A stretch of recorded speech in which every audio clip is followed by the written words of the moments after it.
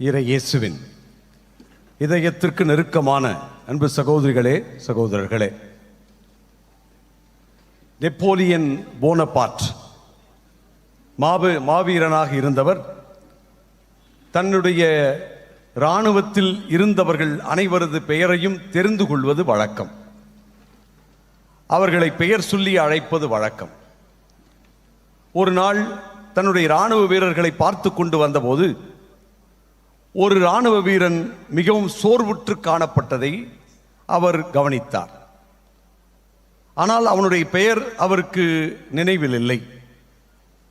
அப்பொழுதுதான் யோசித்து பார்த்தார், இவனை இதற்கு முன்பு பார்த்ததில்லை, இவன் பெயரை கேட்க வேண்டும், ஏன் இவன் சோகமாக இருக்கிறான் என்பதை கண்டுபிடிக்க வேண்டும் என்று யோசித்து அவனை அழைத்து, ஏன் சோர்வாயிருக்கிறாய் என்று கேட்டார்.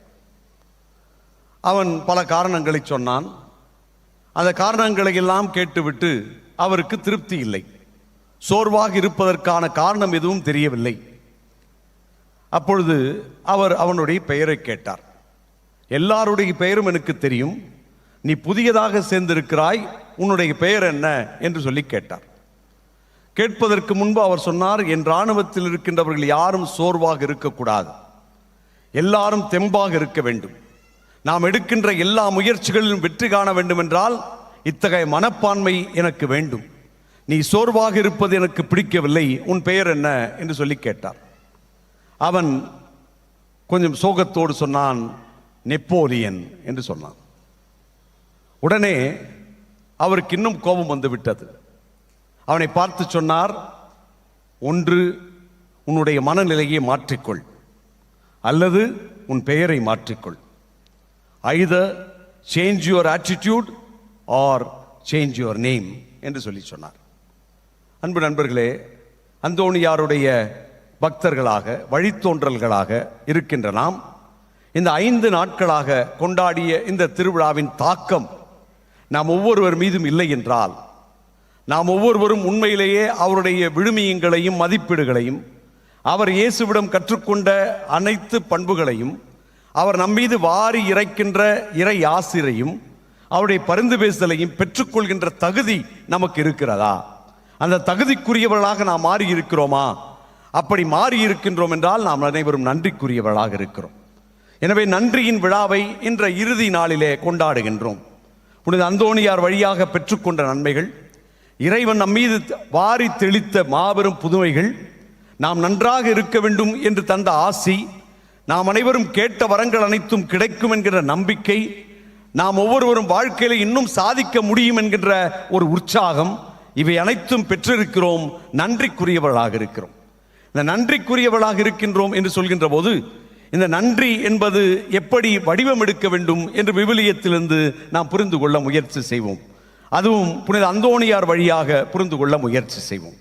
நன்றி என்று சொன்னால் முதலாக நமக்கு புரிவது என்ன என்றால், நாம் யாரையோ நம்பி இருக்கிறோம், யாரோ நமக்கு உதவி செய்கின்ற இடத்தில் இருக்கிறோம், யாரோ நமக்கு உதவி செய்யக்கூடிய ஒரு சூழலில் நாம் இருக்கிறோம். அப்படி செய்கின்றவர்கள் இருக்கிறார்கள். அப்படி செய்யப்பட்டதால் நான் நன்றாக இருக்கிறேன் என்கின்ற ஒரு பணிவு என்பது நன்றியின் பண்பாகவே இருக்கிறது. என்னால் எல்லாம் செய்துவிட முடியாது, நான் எல்லாவற்றையும் தானாக நிறைவேற்றிவிட முடியாது, நானே எல்லாவற்றையும் சீரும் சிறப்புமாக முடித்து விட முடியாது. மாறாக எனக்கு பலர் தேவை. அந்த பலருடைய தேவைகளில் நான் என்னுடைய வாழ்க்கையை நடத்தி இருக்கிறேன், விஞ்சி இருக்கிறேன், வெற்றி பெற்றிருக்கிறேன், சாதித்திருக்கிறேன், வாழ்கிறேன் என்று சொன்னால் நான் நன்றிக்குரியவராக இருக்கிறேன். அந்த நன்றிக்குரியவராக இருக்கின்ற போது நான் யாரையோ சார்ந்திருக்கிறேன், அவரது உதவி எனக்கு தேவைப்படுகிறது என்ற பணிவு நமக்குள்ளே வர வேண்டும் என்பதுதான் நன்றியின் அடையாளம். புனித அந்தோணியார் வழியாக நாம் பெற்றுக்கொண்ட நன்மைகள் அனைத்தும் அந்த பணிவை தர வேண்டும். நான் அந்தோணியாரிடம் வேண்டினேன், அவர் எனக்கு கொடுத்து விட்டார். அவர் கேட்டார், அவருக்கு கிடைக்கவில்லை, நான் பெற்றுக்கொண்டேன், நான் உயரியவன் என்பது அல்ல. நான் இன்னும் பணிவுடையவனாக, எனக்கு கிடைத்ததன் பலனை நான் வாழ்வதற்கு முழுமையாக முற்படுகின்றவனாக இருக்க வேண்டும் என்பதுதான் முதலிலே இந்த அந்தோணியார் திருவிழா நமக்கு கற்றுத்தருகிறது. புனித அந்தோணியார் வழியாக பெற்றுக்கொண்ட அனைத்து நன்மைகளும், கடவுளுடைய ஆசிரும் நமக்கு இன்னும் பணிவை தர வேண்டும், நன்றிக்குரியவளாக இருக்க வேண்டும் என்றால் அதான் அடிப்படையாக இருக்கிறது. விவிலியத்திலே பார்க்கிறோம், 10 தொழுநோயாளர்கள், 9 பேர் 10 பேரும் நலம் பெறுகிறார்கள், 9 பேர் திரும்பி வரவில்லை, ஒருவன் மட்டும் வருகிறான். பணிவு அவனிடத்தில் இருக்கிறது. இறைவன் அவனை பார்த்து மெச்சுகிறார், அவனை பாராட்டுகிறார், மகிழ்ச்சி அடைகிறார். பணிவுடையவனுக்கு இறைவன் நன்றிக்குரிய பல பலன்களை தருகிறார் என்பதுதான் முதலிலே நமக்கு தெரிகிறது. ஆகவே நாம் இறைவனிடம் பெற்றுக்கொள்கின்ற நன்மைகள், புனித அந்தோணியார் வழியாக பெற்றுக்கொள்கின்ற நன்மைகள், நாம் இன்னமும் பணிவுடையவர்களாக, தாட்சிக்குரியவர்களாக, நாம் இன்னமும் அடுத்தவர்களை எப்பொழுதும் நம்பியிருந்தாலும் நம்முடைய வாழ்க்கை வெற்றிக்குரியதாக இருப்பதற்கு நன்றிக்குரியவர்களாக இருக்க வேண்டும் என்பது முதலிலே நமக்கு தெரிகிறது. இரண்டாவது, நன்மைகள் அனைத்தும் தகுதியுடையவர்களுக்குத்தான் வழங்கப்படுகிறது. நாம் பெற்றுக்கொள்கின்ற நன்மைகள் நாம் ஏதோ ஒரு விதத்திலே தகுதிக்குரியவர்களாக இருக்கிறோம். நன்றி என்பது தகுதிக்கான வார்த்தை. நாம் ஒவ்வொருவரும் பெற்றுக்கொண்ட அந்த நன்மைகள் நம்மை தகுதிக்குரியவளாக மாற்றுகிறது என்கின்ற தன்மானம் நமக்குள்ளே வருகிறது, மாண்பு வருகிறது. நான் உண்மையிலே மதிக்கப்படுகிறேன், நான் உண்மையிலேயே ஏற்றுக்கொள்ளப்படுகிறேன், நான் உண்மையிலேயே அடுத்தவர்களைப் போல சமமாக பார்க்கப்படுகிறேன் என்கின்ற எண்ணமானது நமக்குள்ளே இன்னமும் உற்சாகப்படுத்தப்படுகின்றது. ஆக நன்றி என்பது நம் ஒவ்வொருவருடைய மகத்துவத்தையும் மதிப்பையும் உயர்த்துகின்றது. நான் நன்றிக்குரியவராக இருக்கிறேன் என்றால் தகுதிக்குரியவனாக இருக்கிறேன் என்று அர்த்தமாகிறது. அதனால்தான் விவிலியத்திலே பார்க்கிறோம், பல நேரங்களிலே இயேசு சொல்கிறார், நல்லவற்றை பன்றிகளுக்கு முன் போடாதீர்கள். எப்படிப்பட்ட நல்ல ஒரு வைரத்தை பன்றிகளுக்கு முன் இறைக்காதீர்கள்.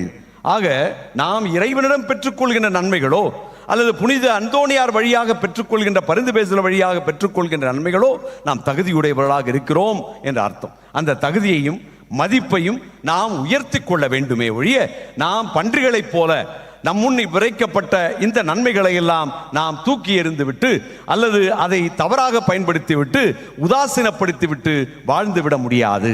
எனவே நன்றி என்பது மதிப்புக்குரியதாய், மதிப்பீடுக்குரியதாய், நம் ஒவ்வொருவரையும் தகுதிக்குட்படுத்துவதாய் இருக்கிறது.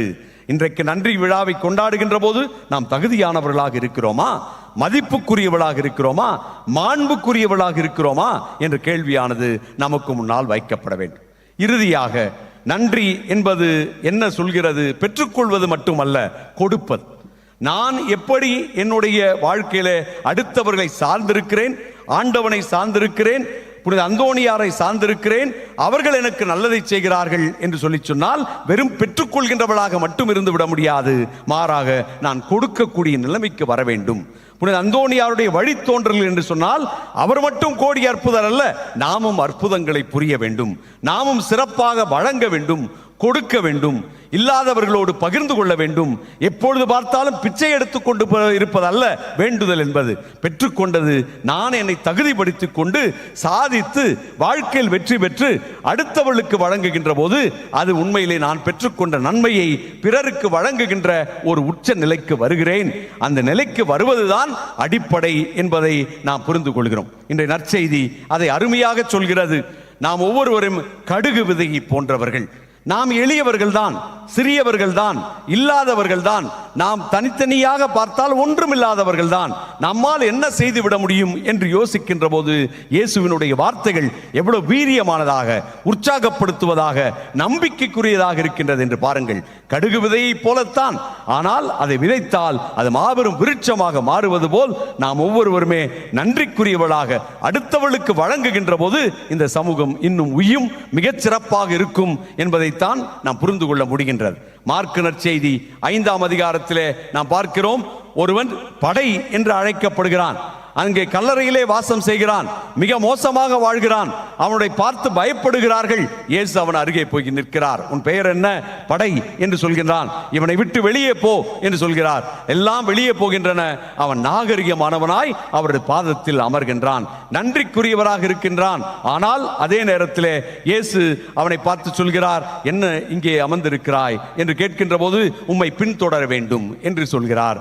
நன்றிக்குரிய ஒரு மனிதனாக இருக்க விரும்புகிறார். ஆனால் இயேசு நன்றியை எப்படி பார்க்கிறார் என்றால், நீ போ, நீ எங்கே வாழ்கிறாயோ அங்கே உன்னை வெளிப்படுத்து, நீ நன்மையை அங்கே செய் என்று சொல்கிறார். அதான் நன்றியினுடைய அடையாளம். நாம் அனைவரும் பெற்றுக்கொண்ட அனைத்து நன்மைகளுக்கும் நன்றி கூறுகின்ற போது நாம் ஒவ்வொருவருமே பெற்றுக்கொண்ட நன்றியை பிறருக்கு வழங்குகின்றவளாய், நன்மைகளை பிறருக்கு வழங்குகின்றவளாய் அந்த பொறுப்பை ஏற்றுக்கொண்டால் இறைவன் நம் வழியாக மாபெரும் ஆற்றலை, மாபெரும் சக்தியை, மாபெரும் புதுமைகளை செய்வார் என்பதுதான் புனித அந்தோணியார் வழியாக நாம் புரிந்து கொள்ளக்கூடிய மாபெரும் உண்மை பாடம். அவர் எப்படி தன் வாழ்வால் நன்றிக்குரியவராக, கடவுளுக்குரியவராக வாழ்ந்தாரோ அதனால் மாபெரும் கோடிக்கணக்கான புதுமைகளை செய்ய முடிந்தது. நாம் ஒவ்வொருவரும் செய்ய ஆரம்பித்தால் கடுகு விதைகளைப் போல நாம் இருந்தாலும் விருட்சங்களாக மாறினால் எத்தனையோ பறவைகள், எத்தனையோ உயிரினங்கள், எத்தனையோ மனிதர்கள் மனித நேயத்தோடு வாழ முடியும். இந்த சமூகம் இன்னும் சிறப்பாக மாறும். அதைத்தான் இறையரசு என்று இயேசு எதிர்பார்க்கிறார். இறையரசின் கனவை அந்தோணியார் நிறைவேற்றினார். அந்தோணியாருடைய வழித்தோன்றல்களாகிய நாம் நன்றிக்குரியவர்களாக, பணிவோடும் தகுதிக்குரியவர்களாக மாறியும் பொறுப்போடு அடுத்தவளுக்கு கொடுக்கின்றவர்களாக மாறினால் நாம் உண்மையிலேயே புனித அந்தோணியாருடைய வழித்தோன்றல்கள், நாம் அனைவரும் அவரை பின்பற்றுகின்றவர்கள், அவரது பாதுகாவலில் வாழ்கின்றவர்கள் என்று பெருமையோடு நிமிர்ந்து நடக்க முடியும். அதை செய்வதற்கு நன்றி உணர்வோடு இந்த திருப்பலியிலே அர்ப்பணித்துக் கொள்வோம். ஆமென்.